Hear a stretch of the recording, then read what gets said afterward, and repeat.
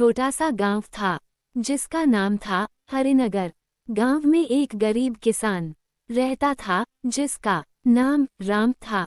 राम के दो बच्चे थे, एक लड़का और एक लड़की। लड़के का नाम था आकाश और लड़की का नाम था अंजलि। राम और उनकी पत्नी सरस्वती अपने बच्चों को बहुत प्यार करते थे। आकाश एक बुद्धिमान और मेहनती लड़का था। वो अपने पिता की मदद करने के लिए हमेशा तैयार रहती थी।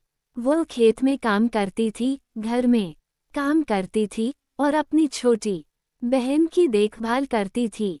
अंजलि एक प्यारी और मासूम लड़की थी। वो अपने पिता और भाई से बहुत प्यार करती थी।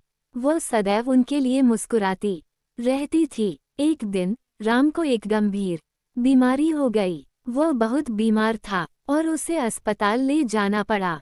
डीवीडी में राम को दिखाया गया है कि वह ठीक नहीं होने वाला है। राम को अपनी मृत्यु का पता था, लेकिन वह अपने बच्चों की चिंता में था। वह जानता था कि वह उन्हें अकेला छोड़ देगा। एक दिन राम ने आकाश और अंजलि को अपने पास बुलाया। वह उन्हें अपनी अंतिम इच्छा बताना चाहता था। राम ने आकाश से कहा, तुम अपने पिता की तरह एक अच्छे इंसान बनो, सदैव मेहनती और ईमानदार रहो और अपनी छोटी बहन का हमेशा ख्याल रखना। राम ने अंजलि से कहा, तुम हमेशा अपनी माँ की तरह एक अच्छी बेटी बनोगी, हमेशा खुश रहना और अपने भाई का ख्याल रखना। आकाश और अंजलि रोने लगे।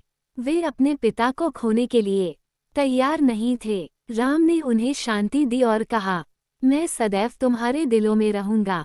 कुछ दिनों बाद राम की मृत्यु हो गई। आकाश और अंजलि बहुत दुखी थे। उसने अपने पिता को बहुत याद किया। आकाश ने अपने पिता की अंतिम इच्छा को पूरा करने का फैसला किया।